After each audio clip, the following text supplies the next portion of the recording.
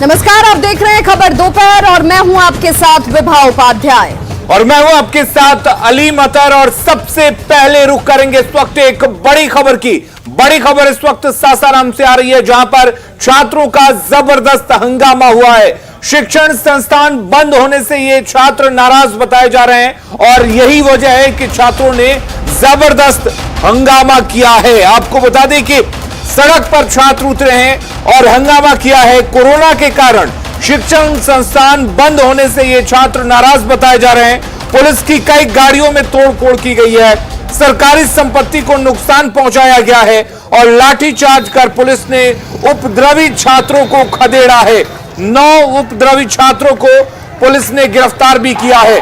तो किस तरह से सड़क पर छात्रों का उत्पात देखने को मिला है। दरअसल कोरोना को देखते हुए तमाम शिक्षण संस्थान बंद हैं और यही वजह है कि छात्रों की नाराजगी देखने को मिली है। और नाराजगी के बाद की तस्वीरें आप अपने टीवी स्क्रीन पर देख रहे हैं। पुलिस पर पथराव किया गया है, पुलिस की गाड़ियों में तोड़फोड़ की गई है और जमकर सड़क पर हंगामा किया गया है। तो कोचिंग बंद किए जाने के बाद से ये छात्र नाराज बताए जा रहे हैं। छात्रों का उत्पात आप टीवी स्क्रीन पर देख सकते हैं, किस तरह से सड़क पर आगजनी की गई है, गाड़ियों में तोड़फोड़ की गई है। हालांकि इस दौरान पुलिस ने 9 उपद्रवी छात्रों को गिरफ्तार किया है। पुलिस ने छात्रों को खदेड़ने के लिए बल प्रयोग भी किया है।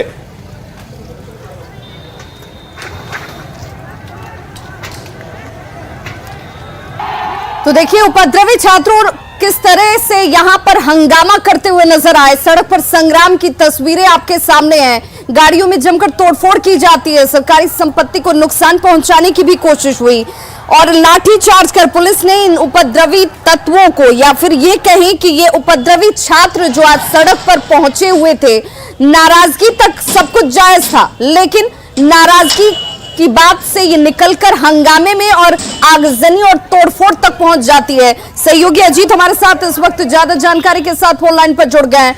अजीत, इन छात्रों ने उपद्रव जिस तरीके से आज सासाराम की सड़कों पर मचाया है, उसके बाद अब फिलहाल क्या हालात हैं और इनके ऊपर कार्रवाई किस तरह की?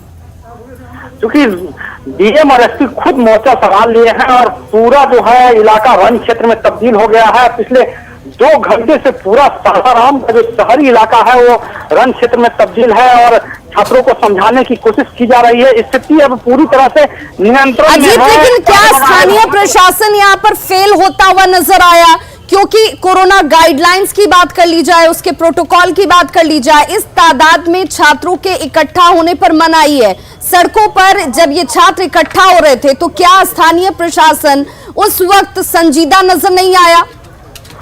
ये सबसे बड़ी बात है कि जो 12 तारीख तक, अप्रैल तक कोचिंग संस्थानों और विभिन्न शिक्षण संस्थानों को बंद करने की बात है। प्रशासन द्वारा गाइडलाइन भी जारी है, लेकिन इन छात्रों तक वो मैसेज क्यों नहीं पहुंचा? और जिस तरह से सुबह सवेरे हजारों की संख्या में छात्र जो है विभिन्न कोचिंग अजीत, आप ये कहना चाह रहे हैं कि इन छात्रों को इसकी जानकारी नहीं दी गई थी? क्या संस्थानों ने इनको जानकारी नहीं दी कि क्या गाइडलाइंस आए हैं? किस तरह से अभी 12 तारीख तक शिक्षण संस्थान जो है वो बंद रहेंगे? कोरोना के मद्देनजर एहतियाती कदम ये सरकार की तरफ से उठाए गए हैं। क्योंकि कहीं न कहीं संवादहीनता की बात है। जो कोचिंग संस्थान है, गोरखनी का इलाका है, यहाँ पर दर्जनों कोचिंग चलते हैं जिसमें सैकड़ों छात्र प्रतिदिन यहाँ पठन पाठन के लिए पहुंचते हैं। क्योंकि अचानक जब कोचिंग संस्थान को बंद किया गया है, इसकी प्रॉपर सूचना लगता है कि छात्रों तक नहीं पहुंची। आज जैसे जैसे छात्र जब सुबह सुबह यहाँ पहुंचे, संस्थान नहीं खुला पाया तो हंगामा शुरू कर दिया। कुछ अधिकारी भी उन लोगों को समझाने पहुंचे और तो वहाँ और हंगामा बढ़ गया और देखते देखते ही पूरा सासाराम का जो शहरी क्षेत्र है वो रण क्षेत्र में तब्दील हो गया है। कई पुलिसकर्मी भी घायल हैं, कई छात्रों को चोटें आई हैं। 9 से अधिक छात्रों की अभी तक गिरफ्तारी हुई है। डीएम धर्मेंद्र कुमार खुद मोर्चा संभाले हुए हैं और एसपी भी मुस्तैदी से यहाँ पर है और लगातार लाठीचार्ज भी की गई है। तोड़फोड़ की नौबत क्यों आ गई अजीत? तोड़फोड़ की नौबत क्यों आ जाती है? आगजनी की नौबत क्यों आ जाती है? राहगीरों पर पथराव क्यों किए जाते हैं? उनकी गाड़ियों को नुकसान क्यों पहुंचाया गया?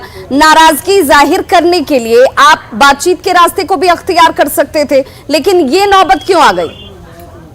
ज्यादातर जो हंगामा कर रहे छात्र थे वो नाबालिग थे और उन लोगों का कहीं से कोई नेतृत्व नहीं था। जिसे जिधर चाह रहा था उधर हंगामा कर रहे थे। सबसे बात है कि कलेक्टेरिएट समाहरणालय में जहाँ जिलाधिकारी बैठते हैं वहां भी घुसकर और आगजनी की है। कलेक्टेरिएट परिसर के अंदर में आगजनी की गई है और पूरा परिसर को तोड़ फोड़ कर दिया गया है। आप तस्वीरों में साफ देख सकते हैं किस प्रकार पुलिस की गाड़ियों को भी नहीं बख्शा गया है, आम लोगों की गाड़ियों भी तोड़ के साथ भी तोड़फोड़ की गई है। पूरा क्षेत्र जो है वन क्षेत्र में तब्दील है, लेकिन स्थिति अभी तक जो प्रशासन के आने के बाद कहा जा रहा है कि पूरी तरह से नियंत्रण में हो गई है, लेकिन तनाव बरकरार है। तो बहुत बहुत शुक्रिया अजीत इस तमाम जानकारी के लिए। तो दो तस्वीरें आपके सामने हैं और ये दोनों तस्वीरें बता रही हैं कि किस तरीके से ये छात्र उपद्रव करते हुए आज नजर आए।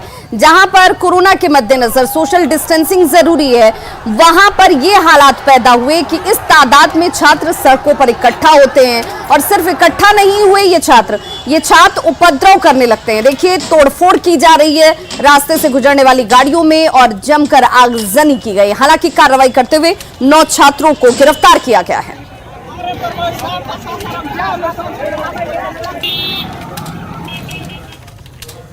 और अगली खबर का रुख करते हैं। अगली खबर सहरसा से आ रही है, जहां पर दो पक्षों में जमीनी विवाद को लेकर जमकर फायरिंग हुई। आपको बता दें कि मामला ऐसा हुआ कि एक पक्ष खेत की जुताई कर रहा था और उस दौरान दूसरा पक्ष पहुंच जाता है। दोनों के बीच कहासुनी होती है और जमीन विवाद में जमकर फायरिंग होती है। खेत जुताई के दौरान ट्रैक्टर चालक सुजीत महतो की गोली मारकर हत्या कर दी गई है। आपको बता दें कि आनंदी महतो और सिकेश महतो के बीच गोलीबारी हुई है। हालांकि पुलिस फायरिंग की पुष्टि नहीं कर रही है। चिरैया थाना के चानन गांव की यह घटना है।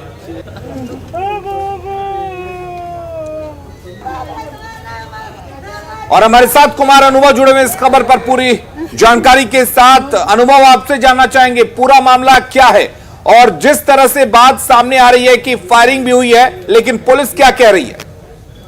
जी अली, मैं बता दूं जो ये घटना तकरीबन जो है 6 बजे की है, जब आनंदी महतो जो है अपने खेत में जो है खेत जुताने के लिए ट्रैक्टर लेके पहुंचे थे और उसी दौरान जो है खेत जुताई चल रहा था। उसी दौरान सिकेश महतो के समर्थकों द्वारा लोगों द्वारा जो है वहां पे जो है पहुंचा गया, ताबड़तोड़ फायरिंग की गई, जिसके बाद जो है ट्रैक्टर चालक जो खेत जुताई कर रहा था उसको गोली लगी।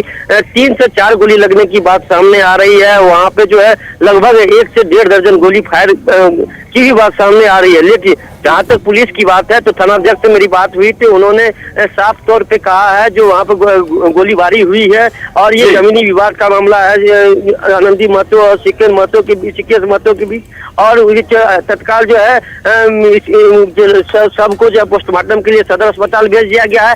जहाँ तक इसमें पुलिस की बात है तो इस मामले में अभी तक किसी का जो है बयान सामने नहीं आ पाया है और इस मामले में जो है जहाँ तक बात है एसपी से भी बात की गई, लेकिन उन्होंने अभी कुछ भी जो है बयान देने से इनकार किया। जी अलीम, चलिए बहुत बहुत शुक्रिया आपका तमाम जानकारी देने के लिए कुमार अनुभव। अगली खबर पटना से, जहां पर गांधी मैदान सरकारी बस स्टैंड में कल एक शख्स के शव को बरामद किया गया। बताया जा रहा है कि ये शख्स महाराष्ट्र से भागलपुर जा रहा था, जिस दौरान कल देर रात इसकी मौत हुई है।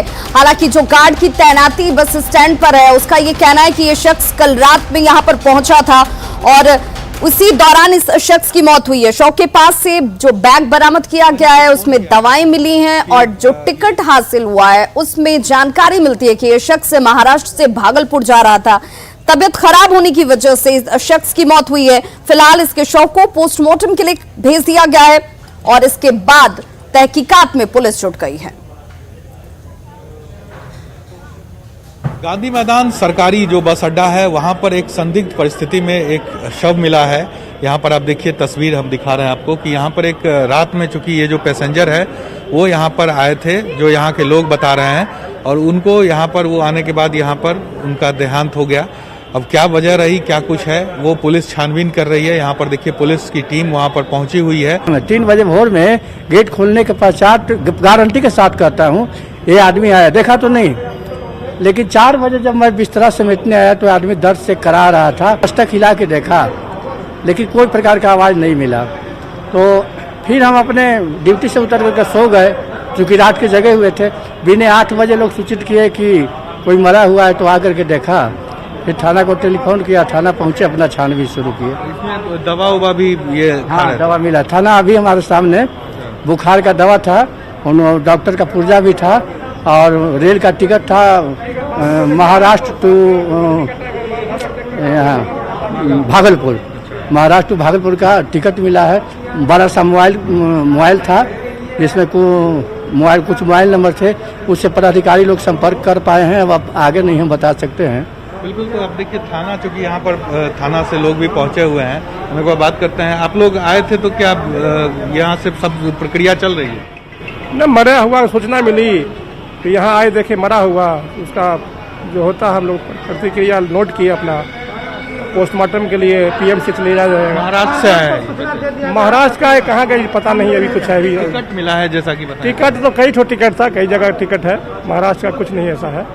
पोस्टमार्टम से रिपोर्ट पता चलेगा क्या है, नहीं है।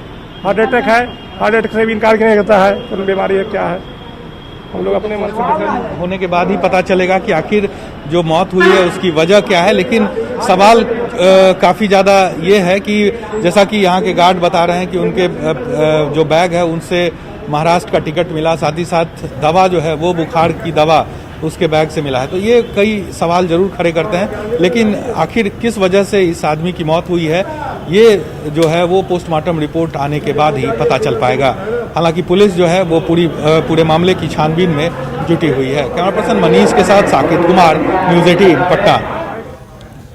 और अब बात करते हैं मधुबनी के नृशंस हत्याकांड की, जिसको लेकर सीतामढ़ी के जेडीयू सांसद सुनील कुमार पिंटू ने कहा है कि इसमें कार्रवाई की जाएगी, और खुद मुख्यमंत्री नीतीश कुमार इस तमाम हत्याकांड को लेकर मॉनिटर कर रहे हैं, पुलिस अधिकारियों के साथ संपर्क में हैं, और जो भी दोषी हैं उनको बख्शा नहीं जाएगा। पूरी तरह इस घटना को अपने संज्ञान में ली हुई है। सरकार के माननीय मंत्रीगण भी वहां पहुंचे हैं। सरकार के द्वारा एक्शन लिया जा रहा है। कहां तक कि जो आरोपी थे उनके घर की कुर्की जब्ती की गई है। पुलिस का पूरा दबाव उसको अरेस्ट करने पर लगा हुआ है, और उस दोषी को सजा दिलाने के लिए पुलिस तत्पर है। जहां तक सवाल है कि ये घटना के बारे में कुछ ऐसे भी चर्चाएं आ रही है कि कुछ आपसी ज़मीनी विवाद भी है। जब तक पूरी तरह तहकीकात करके पुलिस सामने तथ्यों को नहीं लाती, तब तक कुछ भी कहना गलत है। परंतु माननीय मुख्यमंत्री जी के संज्ञान में है, और लगातार इस केस की मॉनिटरिंग हो रही है। तो देखिए, इस पूरे प्रकरण में मधुबनी के बेनीपट्टी में मोहम्मदपुर में 5 लोगों की जब नृशंस हत्या की गई, उसके बाद से लगातार कार्रवाई को लेकर सवाल उठाए जा रहे थे, और अब कार्रवाई जो है वो बेहद तेज होती हुई नजर आती है। कुर्की जब्ती की कार्रवाई की शुरुआत कर दी गई है। 2 लोग जो कि मुख्य आरोपी बताए जा रहे हैं, उन दोनों लोगों के घर की कुर्की जब्ती शुरू हो चुकी है। उसकी तस्वीरें भी हम आपको दिखाने वाले हैं। और देखिए, ये वो तस्वीर है जिसमें 2 मुख्य आरोपियों के घर पर कुर्की जब्ती की शुरुआत हो गई है। 35 लोग नामजद अभियुक्त हैं इसमें, जिनमें 10 लोगों को गिरफ्तार किया गया है। 10 लोग जिनके घर पर चस्पा किया गया इश्तेहार, जिसमें उन्हें कुर्की जब्ती का नोटिस चिपकाया गया है। और ऐसे में थाना प्रभारी की कार्यशैली पर सवाल उठने के बाद उन्हें सस्पेंड कर दिया गया है। फरार आरोपियों के घर पर कुर्की जब्ती की कार्रवाई की तस्वीरें आपके टीवी स्क्रीन पर इस वक्त सामने हैं।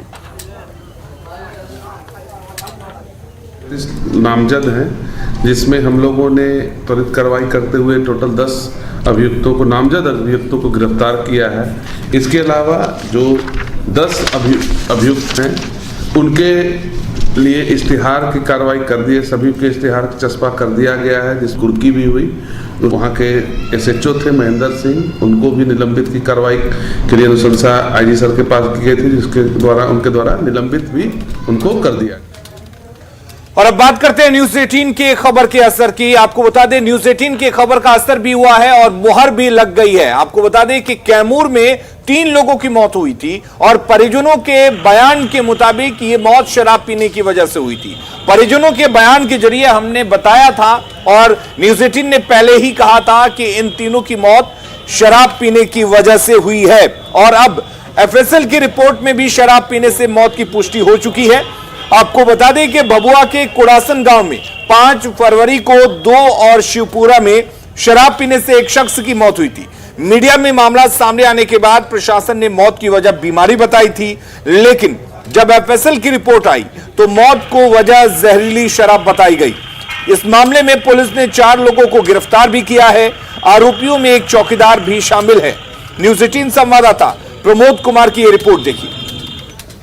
न्यूज 18 का कैमूर में खबर पर मोहर लगी है। न्यूज 18 ने दिखाया था कि 5 फरवरी को भभुआ के कुड़ासन गांव में शराब पीने से 8 लोग शराब पी रहे थे, जिसमें 3 की मौत हो गई थी और आधिकारिक पुष्टि भी नहीं था, जिससे के बाद जो है ग्रामीण और जो साथ में शराब पिए थे वो खुद कहे और दावा किए थे कि ये जो है शराब जहरीली थी, शराब पीने से ही 3 लोगों की मौत हो गई है।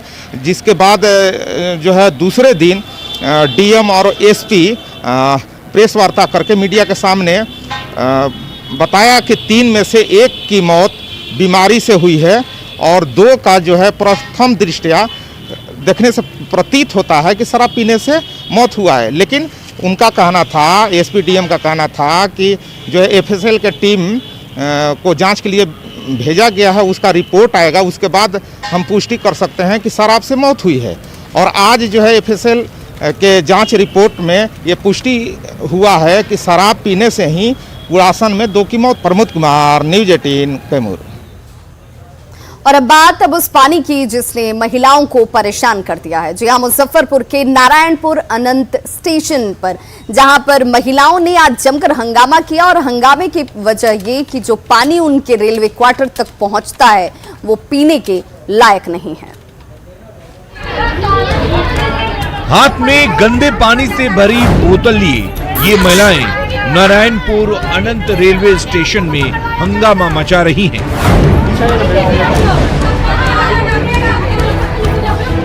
धूल, मिट्टी और गंदगी से भरा यही पानी पाइपलाइन से उनके घरों तक पहुंच रहा है, जिसे पीकर हर कोई बीमार पड़ रहा है। इससे नाराज महिलाओं का गुस्सा स्टेशन मास्टर पर फूट पड़ा है।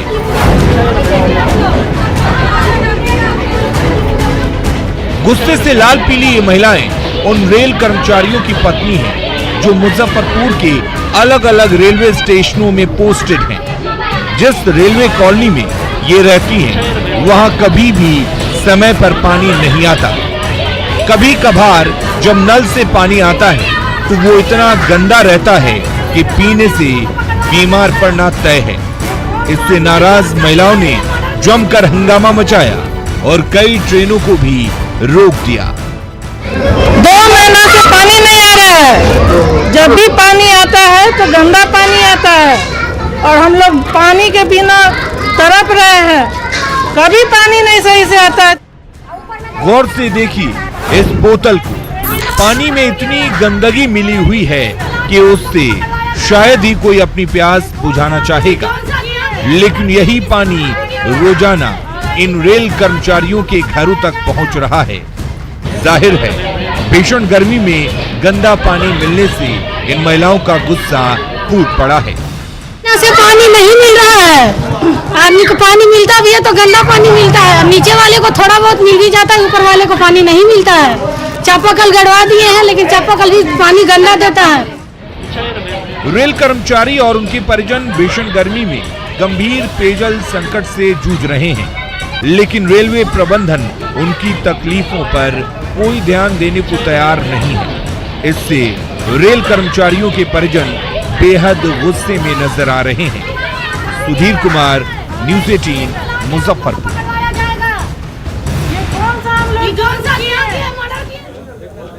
और हंगामे की एक और तस्वीर आपको दिखाते हैं जो कटिहार से आई है, जहां पर लोगों ने जमकर हंगामा किया है। दरअसल इन लोगों का मानना है कि ये लोग लगातार अपना राशन कार्ड बनवाने को लेकर प्रखंड कार्यालय का चक्कर काट रहे हैं, लेकिन वहां पर अधिकारी इनकी सुध नहीं लेते, इनका राशन कार्ड नहीं बनाया जा रहा है और इसी को लेकर लोगों ने जबरदस्त हंगामा किया।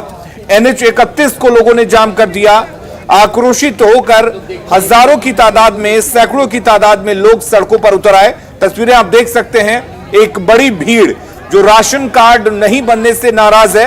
हालांकि मौके पर पहुंची कुर्सेला और पोटिया थाना अधिकार है राशन कार्ड बनना चाहिए था, लेकिन लोगों को मानना है कि कई बार अधिकारियों को इस तरह का शिकायत की गई, लेकिन दफ्तर घूमने के बाद भी जब परेशान हो गए लोग, तो आज आक्रोशित होकर NH-31 जाम कर अपने मांग मनवाने की कोशिश कर रहे हैं। हालांकि अब जब NH-31 जाम है तो पुलिस के अधिकारी और प्रशासनिक अधिकारी समझाने बुझाने के प्रयास में जुटे हुए, लेकिन इस बीच NH-31 का बड़ा इलाका अब जाम के जद में है और प्रशासन इससे लगातार इसको सुलझाने में लगे हुए हैं। चलिए सुब्रत, बहुत बहुत शुक्रिया आपका तमाम जानकारी देने के लिए। नजर बनाए रखिए, हम लगातार आपसे अपडेट लेते रहेंगे। और अब बात उस कोरोना की जिसकी रफ्तार पूरे देश के लिए इस वक्त चिंता का सबब बनी हुई है, और बिहार में भी यही हालात हैं। लगातार दिन ब दिन कोरोना के संक्रमितों की संख्या बढ़ती जा रही है, लेकिन कटिहार में देखिए वैक्सीनेशन जिसके जरिए ज्यादा से ज्यादा लोगों को वैक्सीनेट करने को लेकर कवायदे तमाम स्तर पर की जा रही है, वहीं कटिहार में ये रफ्तार बेहद धीमी है। 74 केंद्र जरूर बनाए गए हैं वैक्सीनेशन के लिए, लेकिन सदर अस्पताल में मरीजों की तादाद ज्यादा और यहाँ पर वैक्सीनेशन की सुविधा और उसकी रफ्तार बेहद धीमी है। हमारे सहयोगी सुब्रत गुहा ने यहाँ पर ग्राउंड रियलिटी को देखने और आप तक इस रिपोर्ट को पहुंचाने की कोशिश की है। देश में एक बार फिर से कोरोना के कहर के बाद लोग टीकाकरण के लिए भी जागरूक है। आपको देखा ये कटिहार सदर अस्पताल का कोविड-19 टीकाकरण केंद्र है। हालांकि कुर्सी के कुछ व्यवस्था किया गया है, लोग यहाँ बैठे हुए हैं, लेकिन एक तस्वीर ये भी है जो क्यों होना चाहिए था, जो लाइन में जो व्यवस्था होना चाहिए वो किस रूप में है आप देख सकते हैं। इसके लिए कहीं ना कहीं जो लोग आए हैं वो भी जिम्मेदार है, लेकिन कुछ मजबूरी भी है। लोग कहते हैं कि इसका जो मुकम्मल व्यवस्था होना चाहिए वो नहीं है, जिस कारण ये नाराजगी है। और सीनियर सिटीजन लोग को व्यवस्था नहीं हो पाए। क्या यहाँ बैठने की व्यवस्था हो, वैक्सीन लेगा आदमी खड़ा थोड़े रहेगा, गिर गया मर गया उसका जिम्मेदार कौन होगा? कुर्सी के पर्याप्त बहुत कुछ नहीं है, देख लीजिए आप।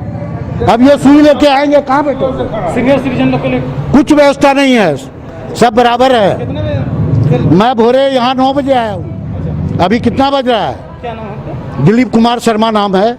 क्या परेशानी है, क्या चीज़ की परेशानी? इसीलिए कि हम लोग उम्र दराज हैं, 75-76 बरस हो गया है और ये खड़ा नहीं हो पाते हैं, व्यवस्था नहीं है, दमा पेशेंट है, सुइया लेने के लिए आए हैं, तो कुछ तो सुविधा बड़ा बुजुर्ग को दीजिएगा, वरिष्ठ नागरिक को तो कुछ सुविधा दीजिएगा। देखिए सुविधा क्या मैंने अथी के नाम पर है, हम लोग भी रेल में काम किए हैं, रेलवे एम्प्लॉयड है हम BM शर्मा।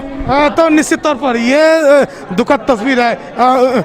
जो कोरोना का टीकाकरण वो निःशुल्क है, ये वैक्सीनेशन रूम है, लेकिन आपको बताते हैं ये वैक्सीनेशन रूम है, वैक्सीनेशन रूम तक व्यवस्था की गई है और यहाँ कुल मिलाकर व्यवस्था ठीक दिख रहा है, लेकिन जो बाहर की व्यवस्था होना चाहिए ये तस्वीर काफ़ी हैरान करने वाला है, क्योंकि सभी लोग लगभग सीनियर सिटीजन है, इन लोग को व्यवस्था मुकम्मल होना चाहिए।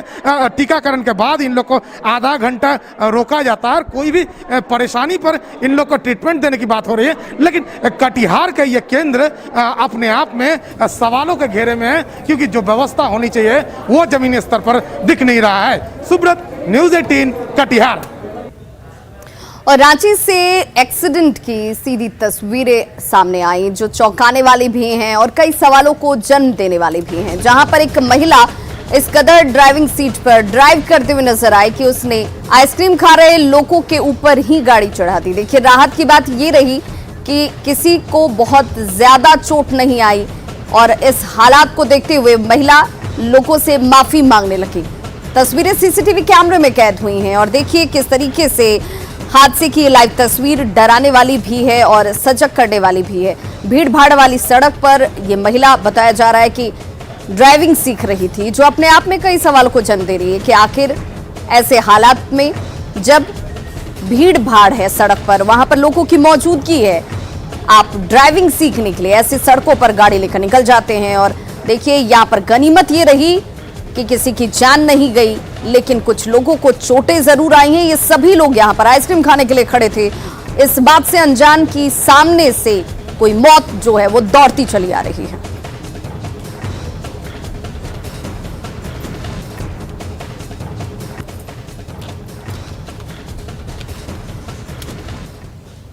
तो खबरों का सिलसिला लगातार जारी है, आप देखते रहिए न्यूज़ 18 बिहार झारखंड।